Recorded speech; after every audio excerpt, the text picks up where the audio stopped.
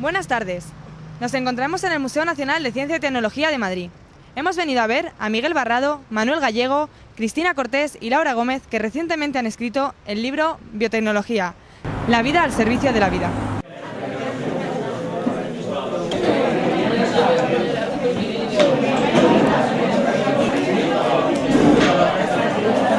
Ayer tuve un rato y realmente me lo leí casi entero y me comprometo a que es apasionante. Yo diría que hay que leérselo, hay que leérselo. Si tenemos la oportunidad de tenerlo en las manos, hay que leérselo. Está escrito con un lenguaje claro y consigue transmitir de forma muy didáctica conceptos que no son fáciles de entender para quienes no tienen formación científica. Es un buen libro de divulgación, porque consigue que los lectores comprendan las inmensas posibilidades que ofrece la biotecnología.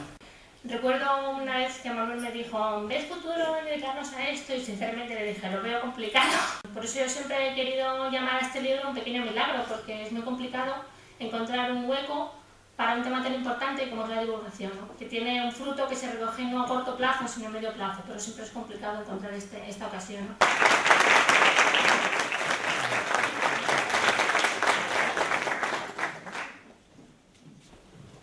Bueno, pues lo primero, muy buenas tardes a todos y muchísimas gracias por haber venido a la presentación de Biotecnología, Vida al Servicio de la Vida.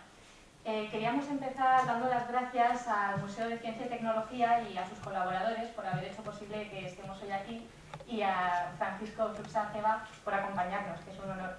También, por supuesto, agradecer a María Teresa Gómez Mascaraque y a todo el excelente equipo de Creaciones Copyright que se han volcado, como siempre, en la organización de este evento, y a Elena Fernández Viral por el apoyo que nos ha dado desde que le comentamos nuestra idea de escribir el libro. Muchas gracias. También queríamos agradecer... Bueno, lo voy a sujetar con la mano.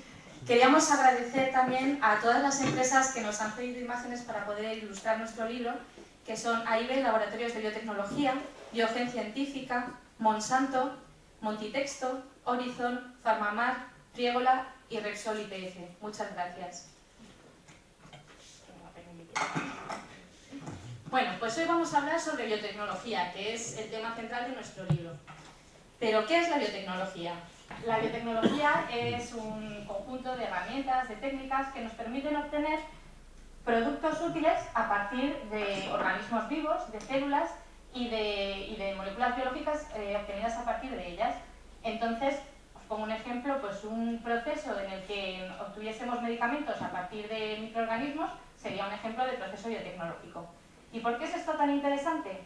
Bueno, pues porque los seres vivos y las células son capaces de hacer cosas asombrosas. Son capaces, por ejemplo, de generar toda la energía que necesitan para mantenerse vivos de una forma muy eficiente. Y bueno, también son capaces de fabricar moléculas muy complejas que nosotros muchas veces sin su ayuda no seríamos capaces de fabricar.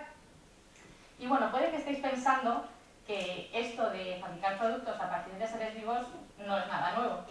Pues efectivamente no lo es. Hay productos tradicionales que se elaboran a partir de microorganismos desde hace muchos años, como por ejemplo el queso, el pan, el vino o la cerveza. Lo que pasa es que la biotecnología ha evolucionado muchísimo, como pasa con todas las tecnologías, desde que los egipcios inventaron la cerveza. Y claro, parece que la biotecnología es algo nuevo porque muchas veces cuando hablamos de biotecnología nos estamos refiriendo a la biotecnología moderna.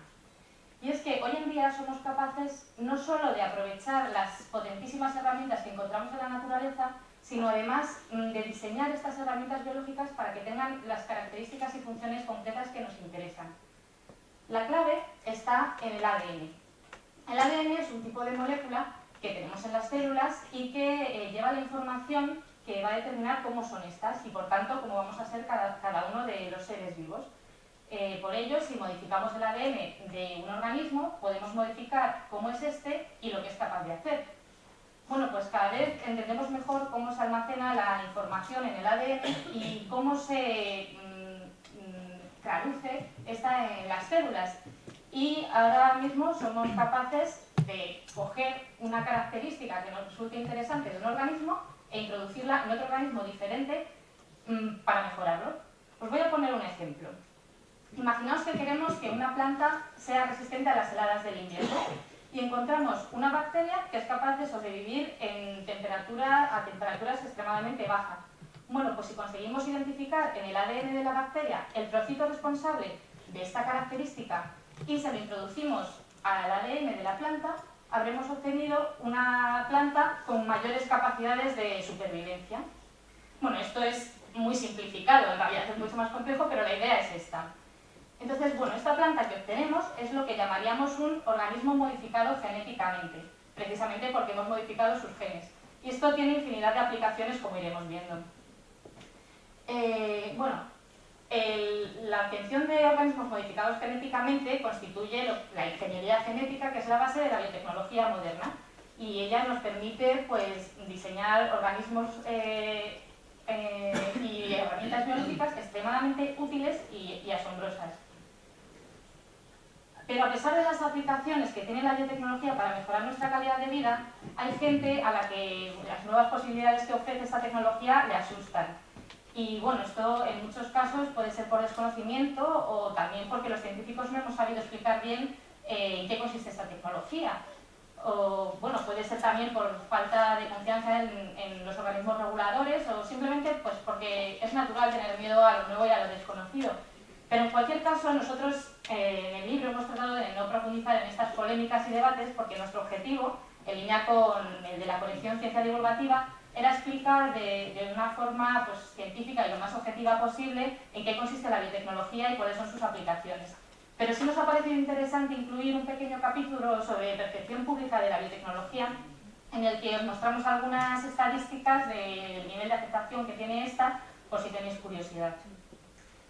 Bueno, entonces, como decía, la biotecnología tiene numerosas aplicaciones para mejorar nuestra calidad de vida, prácticamente en todos los sectores de actividad. Entonces, como son tantas aplicaciones, se suelen agrupar en grupos, y es una clasificación muy visual porque a cada grupo se le asigna un color. Entonces, estos son los principales bloques en los que se clasifican. Por una parte está la biotecnología roja o sanitaria, que está orientada pues, a mejorar nuestra salud. La biotecnología verde o agroalimentaria, que trata de mejorar los procesos agrícolas y los alimentos, y la biotecnología blanca o industrial, que trata de mejorar los procesos industriales, y también en la biotecnología blanca muchas veces se incluye las aplicaciones medioambientales, y nosotros de hecho las vamos a incluir aquí. Luego hay otros pequeños grupos como la llamada biotecnología azul, orientada a la acuicultura, o la biotecnología gris, que incluye las aplicaciones medioambientales cuando nos incluyen dentro de la blanca. Pero bueno, nosotros nos vamos a centrar en estas tres. Y entonces, si os parece, vamos a empezar a ver algunos ejemplos concretos de qué puede hacer la biotecnología por nosotros. Empezando por lo que más nos suele preocupar a muchos, que es la salud. Una de las aplicaciones más directas de la biotecnología roja es la producción de medicamentos.